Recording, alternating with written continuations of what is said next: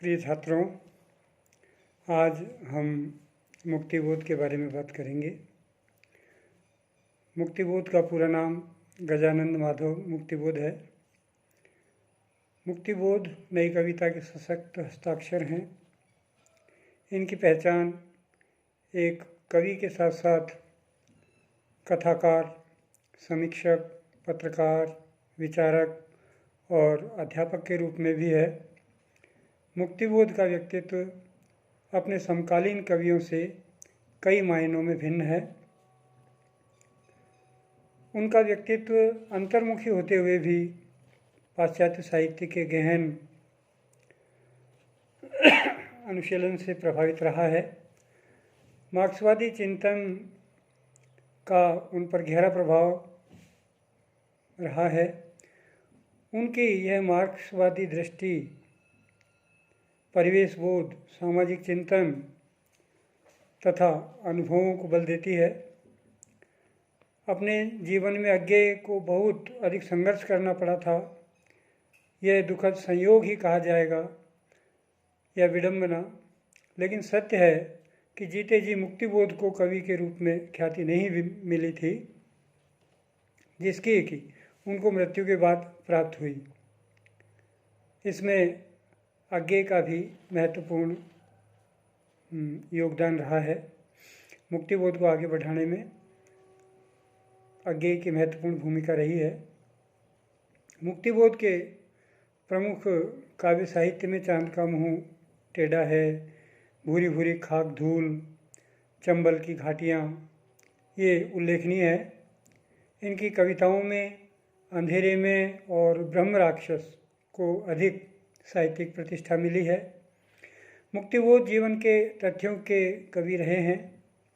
उन्होंने अपने युग और परिवेश की हरेक स्थिति को कविताओं में चित्रित किया है। इस तरह वे मार्क्सवादी चिंतक थे। मुक्तिबोध सदैव अपने जीवन से जूझते हुए एक जागरूक लेखक की भूमिका में रहे। उनकी कविताएं वैयक्तिक चेतना से प्रभावित होते हुए भी समकालीन परिवेश की उपज है।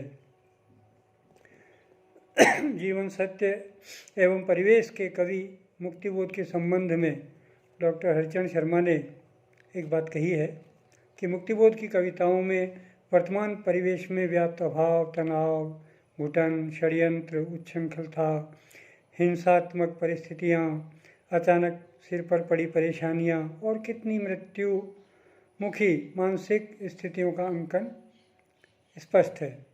उनमें जीवन का वैविध्य भी है और विरोध जनित स्वर भी। मुक्तिबोध ने बाहरी परिवेश से जीवन सत्य की खोज का प्रयास किया है। इसलिए एक स्थान पर वे कहते हैं कि इसलिए मैं हर गली में और हर सड़क पर झांक झांक कर देखता हूँ हर एक चेहरा, वह हर एक आत्मा का इतिहास, हर एक देश व राजनीतिक परिस्थिति, प्रत्येक मानवीय स्वानुभूति आदर्श खोजता है पहाड़, पठार, समुद्र। इस तरह मार्क्सवादी दर्शन के प्रति सहानुभूति भी मुक्तिबोध के काव्य में देखी जा सकती है। मार्क्सवाद के माध्यम से मुक्तिबोध मानवतावाद की प्रतिस्थापना और अंतर विरोधों की गुत्थियाँ सुलझाना चाहते हैं। सामाजिक यथार्थ के प्रति मुक्तिबोध की आस्था ने उनके हृदय में निम्न मध्यवर्ग की व्यवस्था और शोषित वर्ग के प्रति करुणा की भावना को सृजित किया है। ऐसी भावना इनके साहित्य में विविध परिदृश्यों में देखने को मिलती है। आज के अभाव के व कल के उपवास के व परसों की मृत्यु के, दैन्य के, महान अपमान के, वे क्षोभपूर्ण भयंकर चिंता के उस पागल यथार्थ का दिखता पहाड़ शाह। इस तरह अपनी कविताओं के माध्यम से वे शोषित वर्ग के प्रति करुणा की भावना को चित्रित करते हुए नजर आते हैं।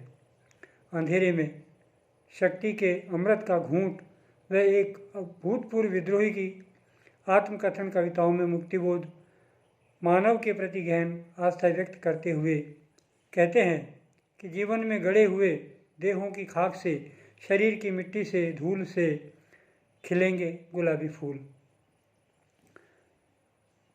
संकलित कविता ब्रह्म राक्षस में मुक्तिबोध महत्वपूर्ण ब्रह्म राक्षस मुक्तिबोध की महत्वपूर्ण रचनाओं में से एक रचना है। इसके माध्यम से कवि आधुनिक भावबोध के संकट बोध की ओर संकेत करते हुए भीड़ में रहकर अकेलेपन की अनुभूति को, परिवेशगत भयावहता को, परिवेशगत संकट को आधुनिक चेतना की उपज मानते हुए कहते हैं। ब्रह्म राक्षस कविता में आरंभ में वे कवि के व्यक्तित्व के मन के अकेलेपन और परिवेशगत संकट की अभिव्यक्ति करते हुए कहते हैं कि शहर के उस और खंडहर की तरफ परित्यक्त सूनी बावड़ी, बसी गहराइयाँ जल की, सीढ़ियाँ डूबी अनेकों। इस तरह जीवन भी अनेक प्रकार के संकटों की सीढ़ियों की गहराइयों में डूबा हुआ दिखाई पड़ता है। ब्रह्म राक्षस कविता कवि व्यक्तित्व के आत्म परिष्कार के प्रति चिंतित दिखाई पड़ते हैं। कवि की चिंता इसलिए भी है कि आधुनिक मन सामाजिकता से जुड़ना चाहता है, लेकिन अपने भीतर की जड़ परंपराओं के मैल को साफ नहीं कर पाता। वह निर्वासित जीवन से दूर होना चाहता है। जैसे तन की मलिनता दूर करने के लिए प्रतिपल, पाप छाया दूर करने के लिए दिन रात ब्रह्म राक्षस घिस रहा है देह। हाथ के पंजे बराबर, बाँह छाती, मुंह छपाछप, खूब करते साफ, फिर भी मैल। ब्रह्म राक्षस कविता व्यक्ति के मन की अतृप्त एवं कुंठाओं की अभिव्यक्ति है। यह कविता व्यक्ति के व्यक्तित्व के सत्य को, के यथार्थ को, यथार्थवादी ढंग को परिभाषित करती हुई व्यंजित होती है। बावड़ी को घेर डालें खूब उलझी है, खड़े हैं मौन और दुम्बर, और शाखाओं पर लटकते घुग्गुओं के घोंसले, परित्यक्त भूरे गोल। इस तरह मुक्तिबोध में जन साधारण के जीवन के अभावों की गहराइयों को देखा जा सकता है।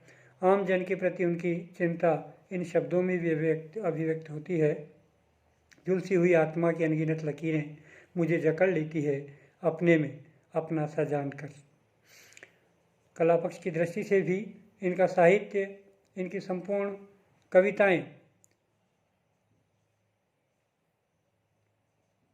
काव्य रचनाओं का अवलोकन करने पर यह तथ्य उभरता है कि इस दृष्टि से भी कवि अत्यंत ही सशक्त है। इनकी भाषा भावों के अनुकूल, प्रसंगानुकूल, परिस्थितियों के अनुकूल चलने वाली सार्थक और जीवंत भाषा दृष्टिगोचर होती है। मुक्तिबोध ने अपने काव्य में पौराणिक एवं जीवन के प्रतीकों को भी प्रस्तुत किया है। बिंब विधान की दृष्टि से भी मुक्तिबोध का काव्य ताजगीपूर्ण और प्रभावी काव्य है। कवि के बिंबों में मौलिकता एवं प्रभाव की औचित्यता मिलती है। बिंबों की संवेदनशीलता और गतिशीलता मुक्तिबोध के काव्य का आभूषण है। कवि की उपमान योजना भी जीवन से जुड़ी हुई, सार्थक, भावानुकूल एवं मौलिक है। यथा मेरे पक्षी सा विदा ही हो गया, सितारे आसमानी छोर तक फैले हुए अनगिनत दशमलव में। सुनहरी धूप सा निखर उठ, धरती हो मानव तो बसंत मानवता है। फैंटेसी एवं मिथक प्रयोग में भी मुक्तिबोध के काव्य की अनुपम शैलीगत विशेषताएं हैं। अंधेरे में और ब्रह्म राक्षस कविता इसका सशक्त प्रमाण है। इस प्रकार हम कह सकते हैं कि मुक्तिबोध का काव्य भाव पक्ष और कला पक्ष दोनों ही दृष्टियों से पर्याप्त समृद्ध और प्रभावशाली काव्य है। इनके भाव जगत में एक और उनका आत्मसंघर्ष व्यक्तिगत होता है, तो दूसरी ओर मानवता के प्रति गहन आसक्ति एवं उनका आत्मसंघर्ष व्यक्त होता हुआ दिखाई पड़ता है। इनके मानवता के प्रति गहन आसक्ति और जिजीविषा कला की दृष्टि से कहीं कहीं जटिल होते हुए भी शिल्प की दृष्टि से मौलिकता और ताजगी इनके काव्य में यथा संभव दिखाई पड़ती है। तो मुक्तिबोध आधुनिक काल के महत्वपूर्ण बुद्धिजीवी कवियों में माने जाते हैं। इनका साहित्य निश्चित ही बेजोड़ साहित्य है। आधुनिक व्यक्ति की संवेदनाएं, मनस चेतनाओं को उजागर करने वाला साहित्य है। तो आप आपके पाठ्य पुस्तक में इन्हें पढ़ेंगे तो और इनके बारे में विस्तार से आपको जानकारी हासिल होगी। मुक्तिबोध निश्चित ही आधुनिक काव्य के महत्वपूर्ण बुद्धिवादी चिंतक और कवि हैं।